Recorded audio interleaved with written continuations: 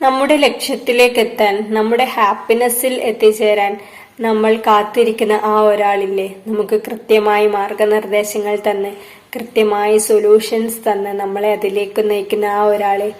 ശരിക്കും ആ ഒരാൾ ആരാണ്? നമ്മൾ ഇരുത്തി ചിന്തിച്ചാൽ നമുക്ക് മനസ്സിലാകും, നമ്മളെ സഹായിക്കേണ്ടത് നമ്മൾ തന്നെയാണ്. അത് സൈക്കോളജിസ്റ്റ് ആയാലും കൗൺസിലേഴ്സ് ആയാലും അതിനെക്കുറിച്ച് ഒരുപാട് ചർച്ചകൾ നടക്കുന്നുണ്ട്, ഒരുപാട് കാര്യങ്ങൾ പറയുന്നുണ്ട്, നമ്മൾ കേൾക്കുന്നുണ്ട്. അതൊക്കെ ശരിയാണ്. പക്ഷെ അത് നമ്മൾ കേട്ട് അത് നമ്മൾ മറന്നു പോകുന്നു. പലപ്പോഴും നമ്മൾ നമുക്ക് വേണ്ടി സ്വയം സമയം കണ്ടെത്തേണ്ടതുണ്ട്.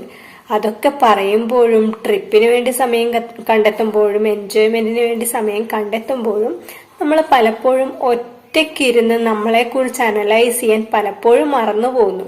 എന്നാൽ പണ്ടത്തേതിൽ നിന്ന് മാറി ഇപ്പൊ കുറെ മാറ്റങ്ങൾ വന്നിട്ടുണ്ട്. കുറെ ആളുകൾ അത് ചിന്തിച്ചു തുടങ്ങിയിട്ടുണ്ട്.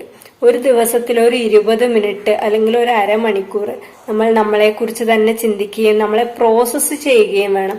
നമുക്ക് എന്താണ് വേണ്ടത്, നമ്മുടെ പാഷൻ എന്താണ്, നമ്മുടെ ഇഷ്ടങ്ങൾ എന്താണ്, നമ്മുടെ ലക്ഷ്യം എന്താണ്, അതിനുവേണ്ടി ഞാൻ എന്തൊക്കെ ചെയ്യണം. അപ്പോൾ അതിനുള്ള മാർഗനിർദ്ദേശങ്ങൾ കിട്ടാൻ ഗൂഗിൾ നമ്മളെ സഹായിക്കും, യൂട്യൂബ് നമ്മളെ സഹായിക്കും. പിന്നെ നമ്മൾ ആ സൊല്യൂഷൻസും നമ്മുടെ ലക്ഷ്യവും മുന്നിൽ കണ്ട് അതിനുവേണ്ടി സ്ട്രോങ് ആയിട്ട് ഇറങ്ങിക്കഴിഞ്ഞാൽ നമുക്ക് അതിനുള്ള സൊല്യൂഷൻസ്, ഹിൻസ്, ആളുകൾ, അവരെ നമ്മൾ പരിചയപ്പെടും.